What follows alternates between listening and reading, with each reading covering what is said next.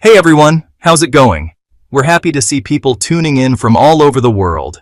If you're new here, welcome to the family. Don't forget to like and subscribe. Trump fires aircraft carrier commander over Houthi attacks.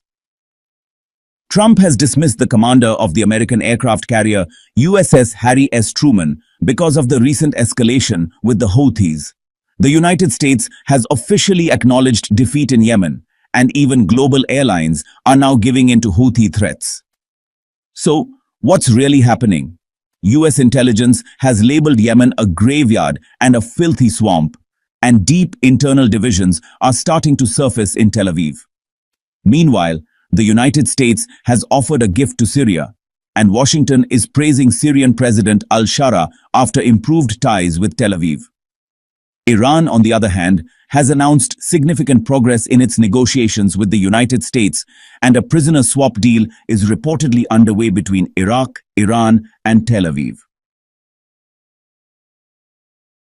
A major rift between the US and Israel. A major political earthquake has hit US-Israeli relations. Trump reportedly told Tel Aviv, "I won't sacrifice American interests for your sake." Israel responded, calling Trump their most important ally, though they believe he's prioritized Gulf countries over them.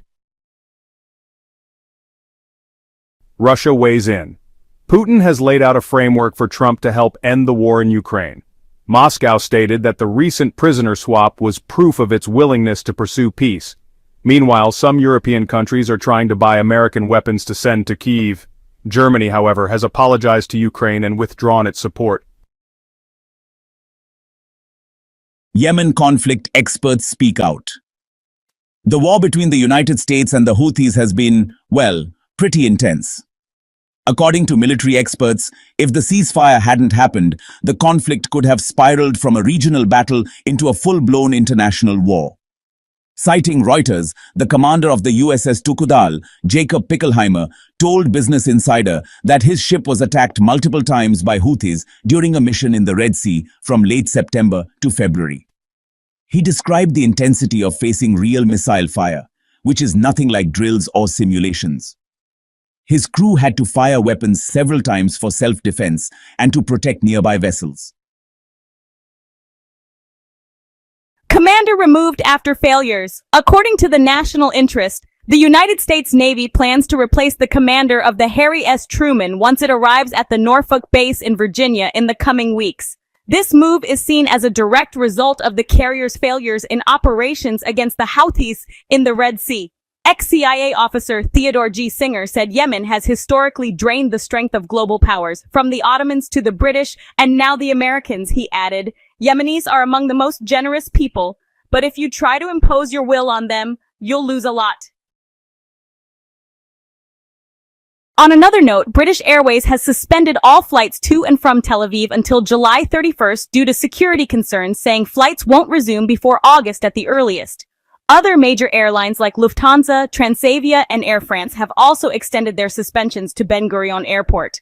This follows threats from the Houthis, who declared an air blockade on Tel Aviv, according to Sky News. Military, no longer dominant. In a report by the Washington Post, U.S. Vice President J.D. Vance stated that America's dominance in air, sea, and space is over. He emphasized the need for the military to adapt to new threats, especially drones and cruise missiles. The National Interest reported that U.S. forces suffered embarrassing tactical losses in their air campaign in Yemen, with F-35 fighter jets repeatedly put at risk despite their advanced stealth technology. Egypt weighs in. Egypt's foreign minister told Lloyd's List Maritime that de-escalation in the Red Sea is directly tied to regional economic stability. He emphasized that a ceasefire in Gaza is crucial for long-term peace in the region. Internal disputes in Israel over Gaza aid. In Palestinian affairs, Yedioth Aharonoth reported serious disagreements within the Israeli army and security system about a new aid distribution plan for Gaza. Some army leaders prefer sticking with the current method, managed by the UN and international organizations. Retired General Tamir Heyman commented that expecting Gaza residents to walk long distances several times a week to carry heavy food packages might work on a golf course, but not in Gaza. Lifts sanctions on Syrian entities. Switching to Syria, the U.S. Treasury Department has lifted sanctions on several Syrian individuals and institutions, including President Ahmad al-Shara, Interior Minister Anas Khattab, as well as banks, oil companies, media outlets, and ports.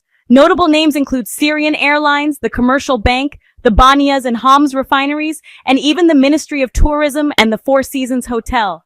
Syrian Foreign Minister Assad al-Shibani said the decision sets the stage for future successes and emphasized Syria's right to international representation. U.S. envoy Tom Barrack, during his meeting in Istanbul with Syria's transitional president Ahmad al-Shara, praised Damascus for following through on Washington's conditions, especially regarding sanctions, fighting terrorism, and improving ties with Tel Aviv.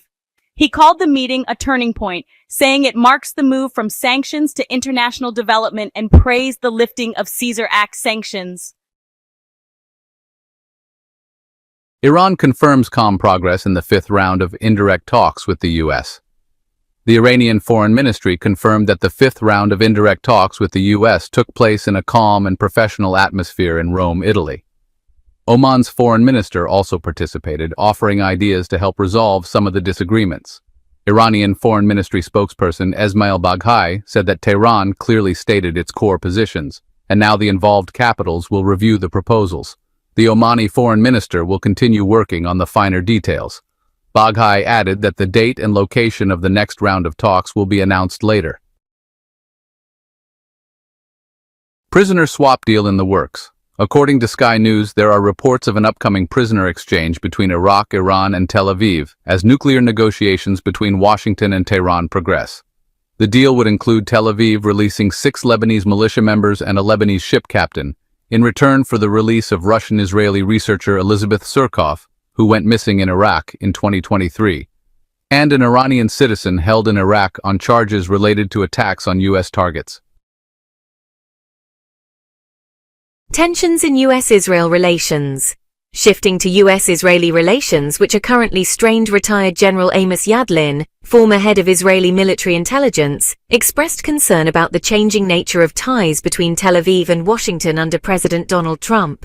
Yadlin noted that although Trump is considered Israel's most important ally, he never visited the country, choosing instead to travel to Saudi Arabia, Qatar, and the UAE, where he got what he wanted from those leaders. He added, "Trump made it clear to us that he won't recognize a Palestinian state, but he also won't sacrifice American interests for our sake. He told us, if you want to join the normalization path with Arab countries, then end the war and release the detainees."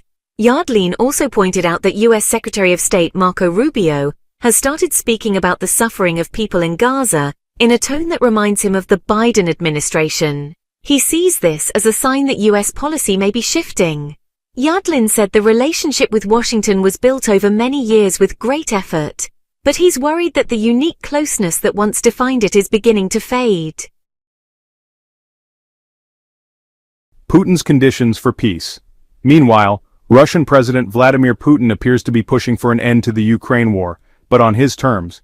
Trump has seemingly failed to get the U.S. government to pressure Russia into ending the conflict. According to retired U.S. intelligence officer Ray McGovern, Putin used a phone call with Trump to lay out his own vision for resolving the war. McGovern believes that Ukrainian President Zelensky is now facing 2 options, either accept Moscow's terms or risk losing U.S. support. McGovern speculated on Trump's possible stance, saying he might eventually tell Zelensky, "I'm pulling out. The Europeans won't save you." Russia's prisoner swap shows willingness to talk. Russian Foreign Ministry spokesperson Maria Zakharova stated that the recent prisoner swap initiative launched by Moscow proves Russia is willing to negotiate with Kyiv and disproves Western claims that Moscow isn't interested in dialogue. She added that the operation was carried out quickly and entirely on Russia's initiative. Europe races to arm Ukraine amid fears of U.S. withdrawal. Bloomberg reported that several European countries are rushing to buy large quantities of American weapons to send to Ukraine, just in case the Trump administration decides to cut off future aid. The report highlights that Europe lacks the capacity to support Kiev on its own and still depends heavily on the US, especially since the aid package approved during Biden's term is about to run out. Germany pulling back on Ukraine? Germany seems to be stepping back from Ukraine support. Defense Minister Boris Pistorius said that deploying German forces to Ukraine is not currently being considered, and such a move would need international authorization. He emphasized that any overseas military deployment would require parliamentary approval and must be within the framework of the EU, NATO, or the UN. Pistorius added that the timing isn't right for a UN mandate or similar action, and that Berlin is still discussing the issue with its allies, but right now, there are no plans to send peacekeeping troops. Thanks for watching. Thank you so much for watching. Let us know your thoughts in the comments and don't forget to subscribe and turn on notifications. Here at S News, we're committed to bringing you traditional, balanced reporting.